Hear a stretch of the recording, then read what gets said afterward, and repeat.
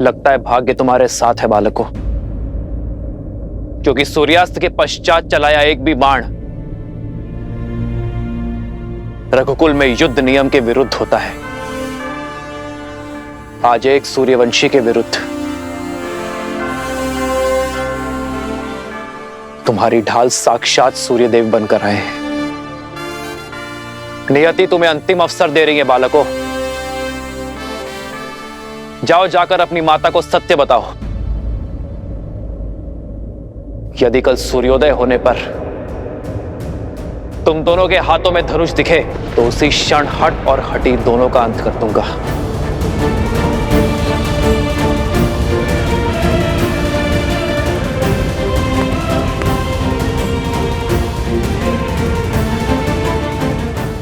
कल भोर होते ही अश्वमेध यज्ञ के अश्व और हनुमान को लेकर मैं अयोध्या के लिए निकल जाऊंगा।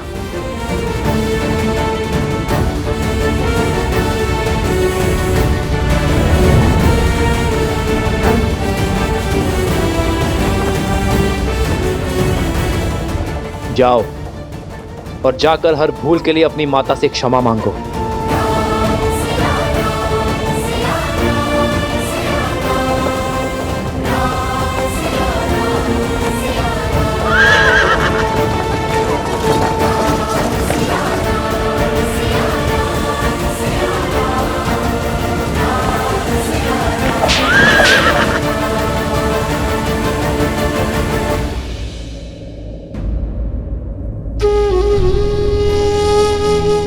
श्री रामचंद्र कृपालु भजमन हरण भव भय दारुणम।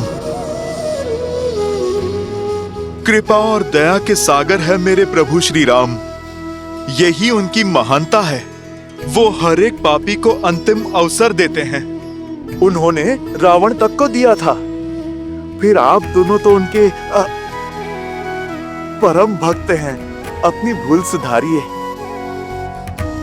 जाओ लवकुश, ये मेरी आपसे विनती है, अपनी माता को सब कुछ सच बता दो।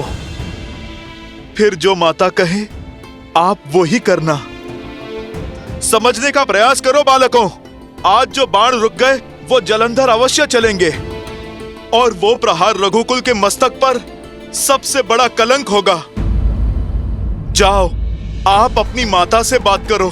यदि बता नहीं सकते तो उन्हें यहां पर ले आओ। हर समस्या का समाधान स्वयं हो जाएगा बालकों।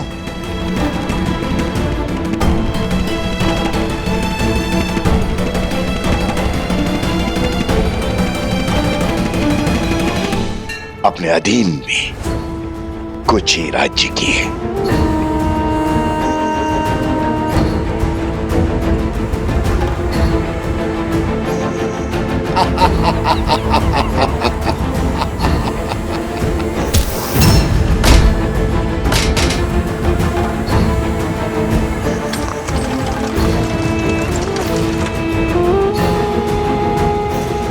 ये है हर किसी को अपने सामने झुकने पर विवश कर देने वाले सहस्त्र मुख। मैं अपना राज्य इन्हें सौंपता हूं। आज से यहाँ की हर वस्तु हमारी है। जाओ, हर रत्न, हर आभूषण, हर मूल्यवान वस्तु ले आओ हमारे समक्ष।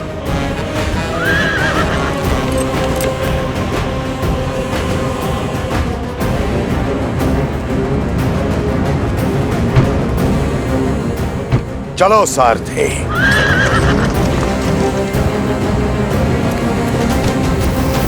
छोड़ो मुझे। छोड़ दीजिए, क्या कर रहे हैं? छोड़ दीजिए।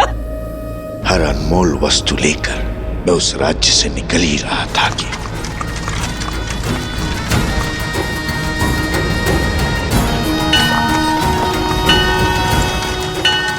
रुको सारथी।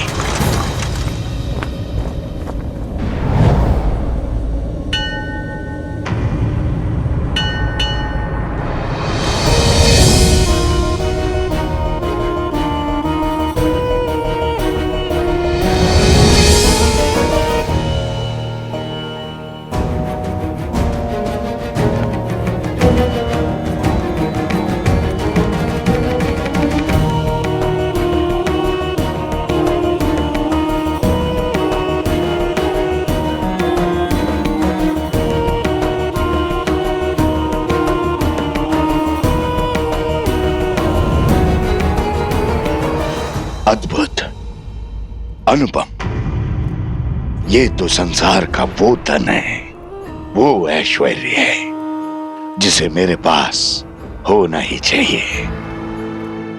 इसे न भोगा, इसे न पाया तो वरदान का लाभ क्या।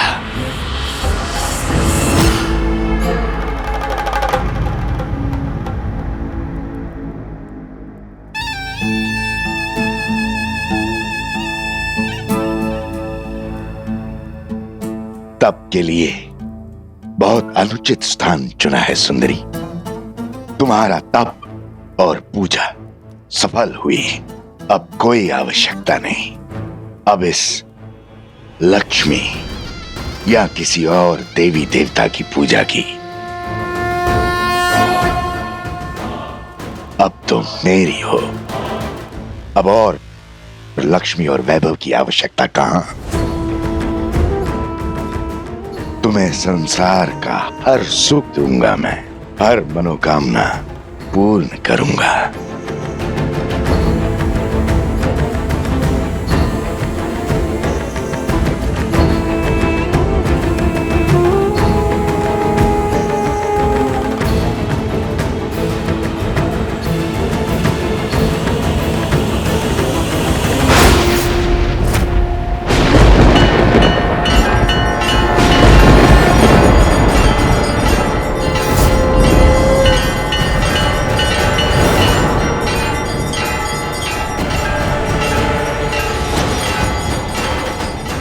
तुम्हारे स्पर्श ने मुझे अपवित्र कर दिया है सहस्त्रमुख।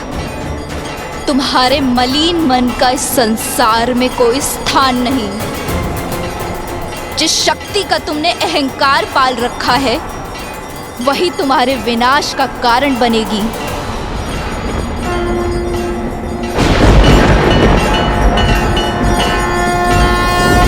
विनाश और मेरा ब्रह्मा का वरदान प्राप्त है मुझे। कौन मारेगा मुझे।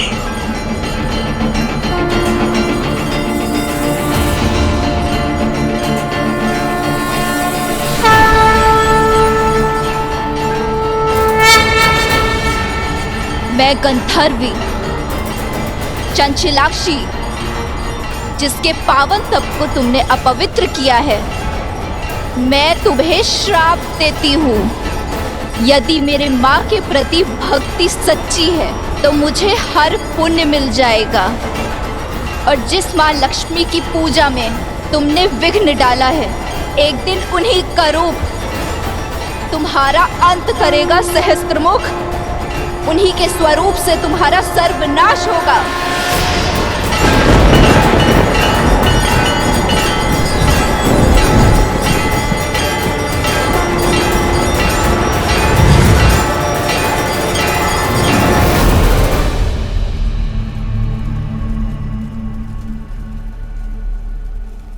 ये वही है जिसके बारे में चंचलाक्षी ने कहा था, मेरा अंत है ये। संसार को भ्रम के जाल में फंसाने वाले मेरे भैया आज स्वयं एक भ्रम से भयभीत हो रहे। शांत हो जाइए भैया, ये वो नहीं है जो। ये वही है, ये वही है, और भय भ्रम से नहीं श्राप से है मुझे।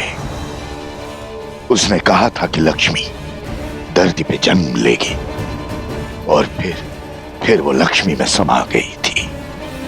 कहीं संसार का संदेह सत्य तो नहीं। कहीं सीता सीता लक्ष्मी का रूप तो नहीं।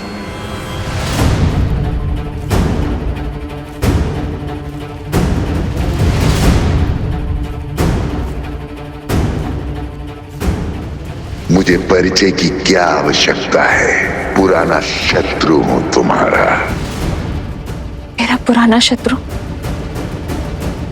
कौन हो सकता है वो जो पुनः लौट कर आया है? किंतु मेरी मृत्यु से क्या सिद्ध करना चाहता है वो? हो ना हो, ये बात जितनी छोटी लगती है उतनी है नहीं।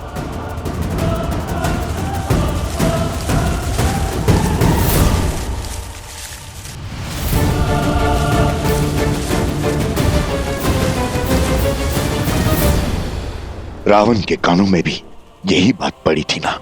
सबने कहा था ना कि राम विष्णु है, नर रूप में नारायण है, कहीं लक्ष्मी स्वरूपा सीता मेरे अंत का कारण तो नहीं। कदाचित तभी न रावण राम का वध कर पाया और न ही सीता का स्पर्श। भैया, बल के पर्याय सहस्त्रमुख रावण हैं आप।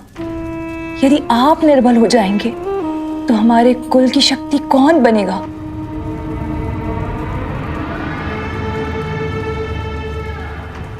सीता, सीता के कारण पूरा राक्षस कुल समाप्त हो गया। सर्वशक्तिशाली दशानंद रावण मृत्यु को प्राप्त हो गया। मैं प्रहार की कोई परीक्षा नहीं दूंगा। मैं लक्ष्मी के समक्ष नहीं जाऊंगा। नारायण, श्री लक्ष्मी, विष्णु, ये सब ढोंग है भैया। अरे जीवन भर वन में भटकने वाले देवता नहीं अभागे होते हैं। अभागे। जो बात संसार नहीं समझा वो आपको समझनी होगी भैया। मानना होगा कि वो सीता एक साधारण सी स्त्री है। आप स्वयं सोचिए भैया, क्या ईश्वर के अवतार को भी क्या इतनी सारी परीक्षाएं देनी पड़ती हैं? इतने दुखों को भोगना पड़ता है? इतना असहाय होना पड़ता है? विजोग का विष पीना पड़ता है? वो नारायण जो अपने बल से संसार को बदल दे, अपने सुदर्शन से हर पाप का संहार कर दे, क्या उसे 14 वर्ष का वनवास भुगतने की आवश्यकता है? राजपाट, सुख शांति, वैकुंठ छोड़कर दर दर भटकने की आवश्यकता है भैया?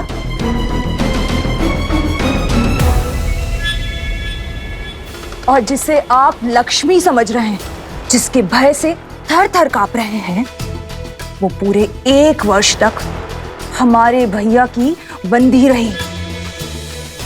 यदि वो लक्ष्मी का रूप होती तो क्षण भर में तो लंका से अंतर्ध्यान हो जाती और एक वार से दशानन की हट को तोड़ देती। भ्रम को बल पर हावी मत होने दीजिए भैया, तनिक सोचिए। तो फिर सीता के पीछे मुझे उस चंचला की छवि क्यों दिखाई दी?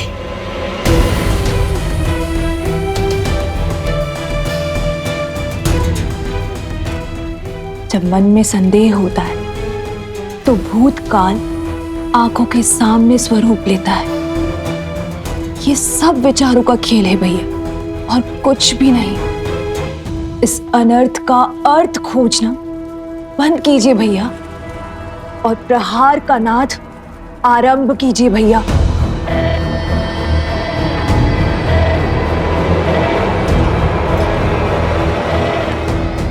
यदि विश्वास हो गया हो तो आगे बढ़े। हमारा अगला दांव शीघ्र, अति शीघ्र चलना होगा हमें भैया।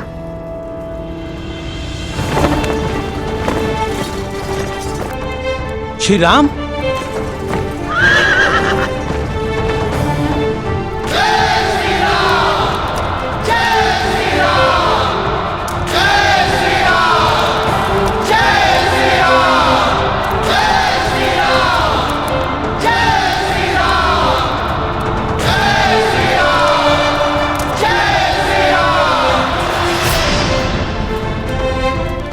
मैं आप सभी के भावों को समझता हूं, किंतु सर्वप्रथम मैं अपने भाइयों और मित्रों से मिलना चाहता हूं। कहां है वो?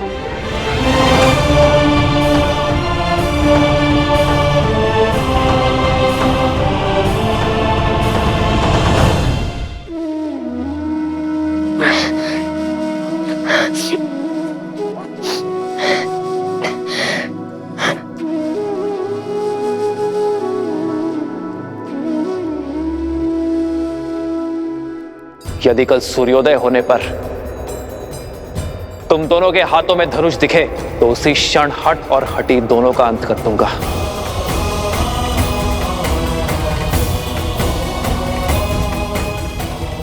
कल भोर होते ही अश्वमेध यज्ञ के अश्व और हनुमान को लेकर मैं अयोध्या के लिए निकल जाऊंगा।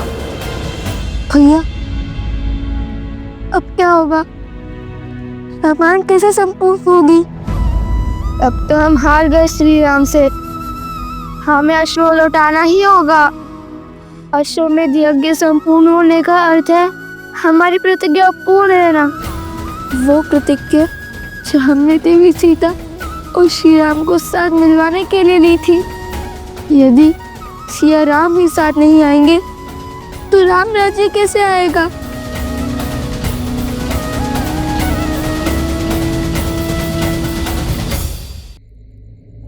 नए कुश, युद्ध अभिशेष है और हार जीत का निर्णय भी। आज जो भी हुआ वो अकल्पनीय है, इतिहास का भाग बन चुका। हमने श्री राम का सामना किया, उनकी शक्ति और उनकी आभा को ललकारा। कि जानते हुए भी हम पीछे नहीं हटे कि हमारे समक्ष रावण का संहार करने वाले श्री राम खड़े हैं।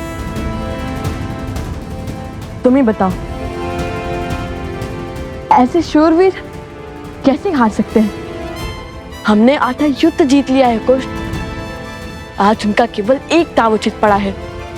स्मरण रहे, माता कहती है, धैर्यम सर्वत्र साधनम। भाग्य भी साथ साधने वालों का साथ देता है। कल हम पुनः श्री राम के समक्ष जाकर उनका सामना करेंगे।